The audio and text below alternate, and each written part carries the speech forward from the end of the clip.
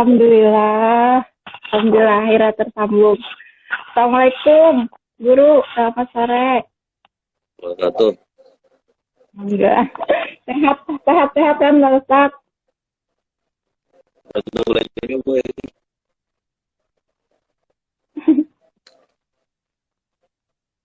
Nah, ini masih punya Pak Ustaz. Kayaknya Guru lagi ada sinyalnya kurang ini. Mohon maaf nih kepada para netizen, followersnya kita yang tadi udah nunggu-nunggu, udah banyak yang nanyain Ustaz mana ini. Banyak yang kangen atau mungkin sudah nggak sabar mau tanya-tanya ini Ustaz. Nah nih, Alhamdulillah semuanya Ustaz kita Haji Ahmad Royan sudah masuk di sini. Yang tadi sudah nggak sabar mau tanya-tanya bisa langsung ditanyakan di sini ya. Nanti kita akan bacakan, Pak Ustadz siap menjawab. Mungkin begitu ya Pak Ustadz, siap jawab kan ya? Siap. Ini kadang pertanyaannya bisa mengejutkan juga ini Pak Ustadz. Kalau menyudutkan jangan dijawab, selesai. Jangan jawab ya, baik. Ini sambil menunggu mungkin ini tadi ada juga yang sudah nitip pertanyaan. Mungkin izin kita karena waktunya tidak ya Ustadz ya, sambil menunggu waktu berbuka puasa. Izin saya sampaikan dulu yang udah masuk duluan ya. Oke, ini yang pertama ada pertanyaan. Kalau nih misalnya kebiasaan susah bangun jam 2, jam 3 pagi. Terus kebiasaan sahur itu makan sahur sebelum jam 12. Apakah tetap mendapatkan pahala sunnah sahur? Terus apakah bagaimana hukumnya? Nah, pertanyaannya seperti itu. Mungkin bisa langsung dijawab, Ustaz. Terima kasih. Ya intinya kan puasa sahur itu disunahkan diakhirkan. Ya kan? Sampai waktu imsak pun sudah masih dapat pahala seorang itu dalam bersahur. Jadi kadang ada kepikiran orang berakibat salah pengertian di saat mikrofon di musola-musola berkumandang waktu imsak. Nah mereka langsung berhenti. Padahal waktu imsak itu mengingatkan saja masih masih bisa minum air putih ataupun yang lainnya. Tapi alangkah bagusnya di saat para muazin mengumandangkan imsak, mereka harus berhenti. Itu lebih afdal, lebih elegan. Tapi seandainya mereka tetap mau minum air putih karena melandau bangun guringnya, minimal air putih atau minum korma, ya kayak masalah. Ya, sebenarnya waktu terakhir itu sampai azan berkumandang. Tapi karena kebiasaan, di saat orang sudah mengucapkan imsak, kita sudah langsung pasti berpikir itu sudah waktu terakhir kita dalam makan ataupun minum.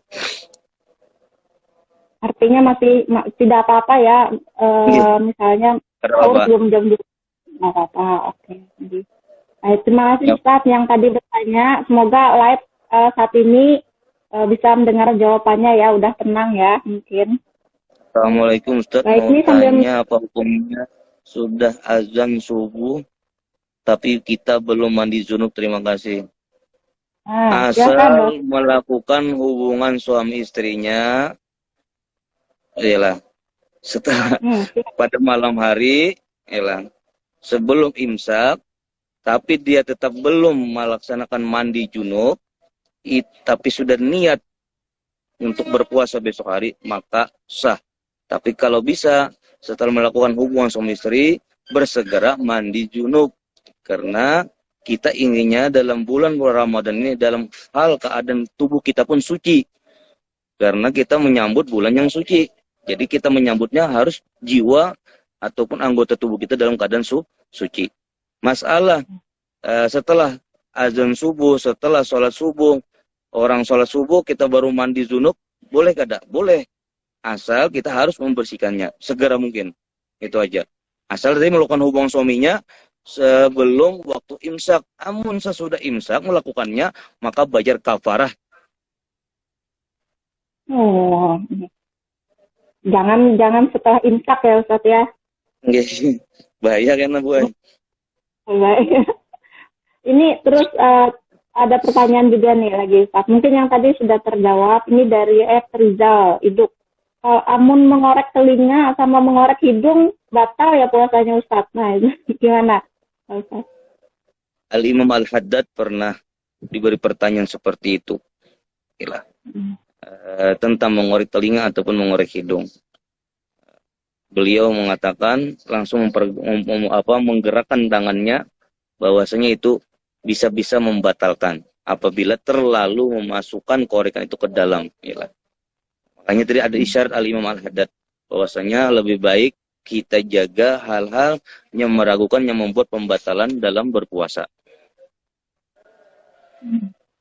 Lebih baik dihindari ya Ustaz ya. Dihindari. Sama kayak kita mandi di sungai. Kan ada pertanyaannya, kentut dalam sungai boleh lah Bu? Ya, boleh lah Ustaz. Kalau itu kentut di dalam sungai, di dalam air itu akan terjadi masuknya air ke dalam anggota tubuh kita, maka membatalkan itu dalam puasa kita. Makanya hal seperti yang meragukan itu kita jaga, jangan sampai terjadi. Yalah. Kalau kita ragu, puasa kita pun jadi batal suatu saat kita. Lebih baik kalau bisa dihindari kita hindari melakukan itu. Ya.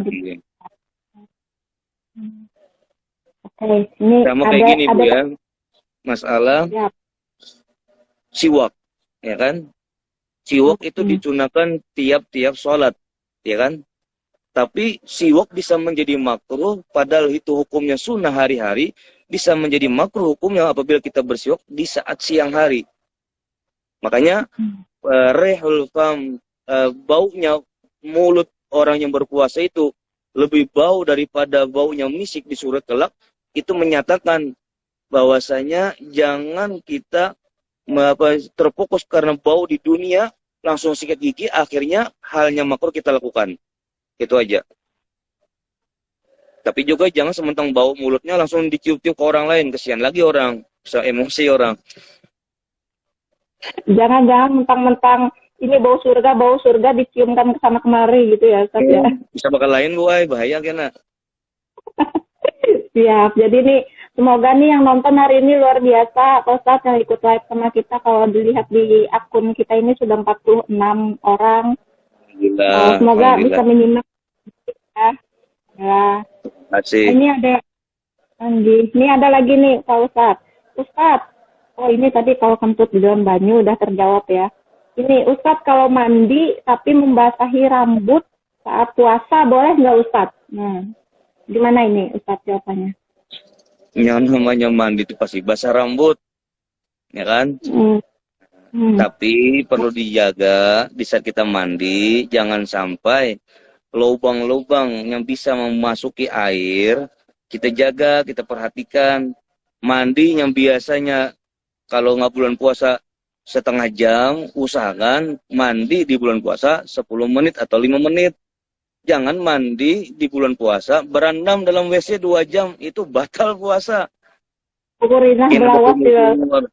Iya, ya diperhatikan, dijagalah.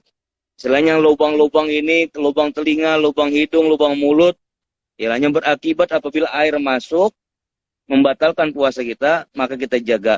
Kalau mau mandi basah rambut, itu kada apa-apa. Mungkin pengertian Sidin tadi pertanyaan mandi basah kali lah. Mungkin, atau mungkin mandi basah rambut saat siang hari pada saat mungkin haus atau merasa panas supaya dingin bisa jadi mungkin Ustaz. Nah, itu lagi masalah. Itu ya? Mau istilahnya ya, tapi kan perlu diperhatikan asal jangan masuk ke lubang-lubang yang bisa mengakibatkan kebatalan kita dalam berpuasa. Oke, berarti terjawab. Nih ada pertanyaan tadi, ada sekilas kayaknya penjelasan Ustadz juga ini. Assalamualaikum Ustadz. Jikalau berkumur saat puasa itu hukumnya makruh. Bagaimana hukumnya bila kita berkumur saat berwudu dalam keadaan puasa? Gimana? Makanya di sini dalam ilmu fikih, di saat masuk bulan Ramadan, yang asalnya disunahkan sebelum melaksanakan wudhu, berkumur-kumur, itu dibolehkan berkumur-kumur asal sebelum imsak dan sesudah berbuka puasa. Di antara itu, kenapa dimakruhkan? Karena takutnya apabila air masuk ke mulut kita dan itunya membatalkan puasa kita.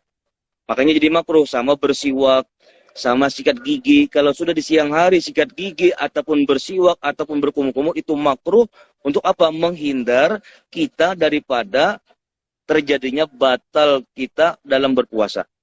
Tapi di luar itu, di luar bulan Ramadan, di luar bulan puasa sunnah, itu kita tetap sunnah hukumnya berkumur-kumur 3 kali, bersiwak 3 kali sebelum melaksanakan wudhu, itu tetap sunnah hukumnya.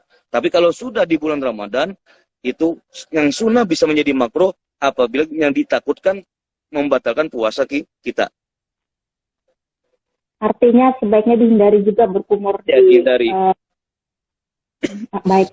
Semoga terjawab. Kemudian ini ada pertanyaan juga dari Usik 710. Assalamualaikum Ustaz, katanya. Waalaikumsalam. Numpang tanya ini Pak Ustaz, kalau kita sholat memakai masker, bagaimana hukumnya? Gimana Pak Ustaz? Karena mungkin karena kita ada juga yang menyebutkan kalau sholat kita kan harus buka hijab muka, mungkin gitu ya Ustaz. Sedangkan pada kalau perempuan kan biasanya yang pakai hijab, pakai apa namanya cadar, itu disuruh membuka kan, ya kan?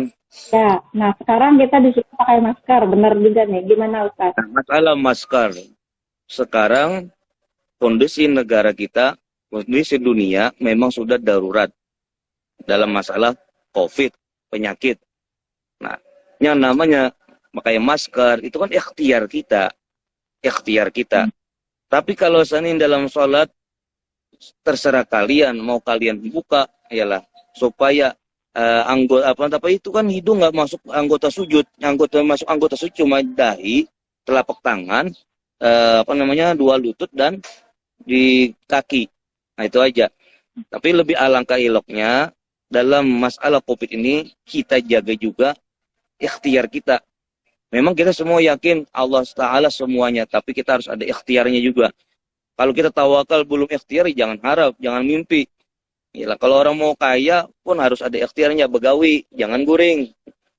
Nah, ya. Ikhtiar, Ustaz ya. Baik. Ini ada juga sih lagi ini banyak pertanyaan, tapi kayaknya mirip-mirip sama yang tadi sudah terjawab. Misalnya ini ada nih, kalau sikat gigi saat puasa hukumnya apa? Sudah terjawab ya Ustaz ya. Kalau mandi jam 11, ya makruh. Kalau mandi jam 11 siang, apa hukumnya? Nih, makruh ya Ustaz ya. Atau sebaiknya dihindari gitu ya. Iya. Kalau mandi jam 11 siang. Masker muha itu pas puasa apa hukumnya? Nah, gimana? Masker muha pas puasa apa hukumnya? Ada Popeye? Maksudnya apa? Dalam ibadahnya kan?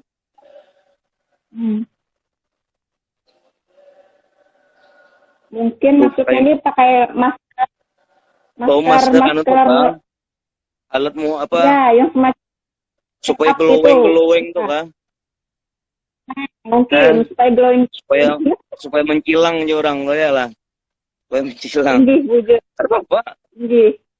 Karena kadang kemudaratan masuknya air ke anggota tubuh. Kan glowing itu apa? Pakai masker muka itu kan cuma daerah sini ya kan? Nah, aja masalah. Tapi perlu diingat, sholatnya pun dijaga. Glowingnya 2 jam, sholatnya enggak, ya rugi kita. Tahunya mencari glowing aja Ustaz. Oke, ini izin Ustaz sebelum saya menyampaikan glowing. Oh, betul. Air wudhu bisa bikin lebih glowing lagi ini. Ustaz izin nih, sebelum saya menyampaikan pertanyaan yang lain, Ustaz ini berkenan sampai jam berapa? Masih ada waktu jam berapa sebelum buka puasa? Belum ya? Masih ada 5 menit. Masih ada waktu nggak ini sebelum buka puasa? Sudah buka puasa, Bu. Itu. Nah, di Banjar udah buka puasa. Ada pertanyaan lain lagi? Aja. Ada saat ini. Apa hukumnya melakukan donor darah di siang hari saat puasa? Sementara mau tidak donor, dan donornya tuh darahnya kebetulan memang dibutuhkan, lagi dicari. Nah, mungkin itu pertanyaan terakhir Ustaz sebelum kita akhiri karena sudah mau buka puasa. Kalau yang namanya donor darah alangkah baiknya setelah berbuka puasa. Yalah. Di saat berpuasa kita donor darah sama kita dalam keadaan bersuntik. Yalah, kan memasukkan donor darah mengeluarkan darah. Alangkah baiknya setelah berbuka puasa. Itu aja. Karena itu mengambil perdebatan antara para ulama kayaknya. Karena saya donor darah kan mengeluarkan darah, ya kan? Mencabut darah pakai jarum. Nah, sama kayak orang suntik. Orang bersuntik kan ada khilafiyah. Ada yang mengatakan boleh, ada yang mengatakan tidak boleh. Tapi alangkah bagusnya Bu, donor darah itu dilakukan malam hari. Setelah tarawih atau lain-lain kan bisa aja. Nah, kecuali mudarat. Beda kalau mudarat darurat, karena darah itu diperlukan, ya silakan. Namanya darurat pasti ada ilah, ada pembolehan, kan ada pengecualian. Sama kayak kita istilahnya perjalanan sekarang kan harus tes rapid dan lain-lain. Nah, ilahnya kayak apa? Pengecualiannya, kecuali seorang pelajar yang pulang kampung dari Jawa nuntut ilmu boleh nggak pakai antigen dan lain-lain, kan itu ilah, pengecualian. Dan situasi darurat mungkin Ustaz ya. Iya, situasi darurat. Kalau darurat memerlukan ya boleh silakan. Artinya kita yang donor tidak batal puasanya ya Ustaz ya, karena situasi darurat kita terpaksa. Oke, Ustaz, terima kasih banyak kehadirannya hari ini, kesediaannya live bersama Radar Sampit hari ini, dan alhamdulillah banyak sekali yang hadir. Sebenarnya masih banyak kayaknya pertanyaan yang belum terjawab. Mohon izin nih sebelum diakhiri, kapan Ustaz ada waktu lagi live kita mungkin menjawab sisa-sisa pertanyaan ini? Insya Allah. Banyak yang itu atau besoknya terserah. Lupa ya, hari Kamis mungkin ya. Ya. Nah, jadi ini mungkin netizen yang belum terjawab, kami mohon maaf karena waktu yang membatasi, sudah waktunya berbuka. Kita akan live kembali bersama Ustadz hari Kamis atau nanti menanti kabar dari Pak Ustadz lah kapan bisanya. Makasih Pak Ustadz. Silakan berbuka puasa. Sama-sama Bu. Waalaikumsalam warahmatullahi wabarakatuh. Baik, silakan kalau mau pamit Pak Ustadz. Oke, Assalamualaikum. Waalaikumsalam. Oke semuanya, kebetulan Pak Ustadz sudah tiba waktu berbuka di daerah beliau. Untuk kita mungkin masih ada beberapa menit lagi. Terima kasih yang sudah gabung. Untuk pertanyaan yang belum terjawab, kita akan jawab pada live ngabuburit berikutnya, sesi berikutnya. Silahkan ditunggu ya, kita bisa live besok atau juga live pada hari berikutnya. Kita akan kabari semuanya. Terima kasih, selamat berbuka puasa. Assalamualaikum warahmatullahi wabarakatuh.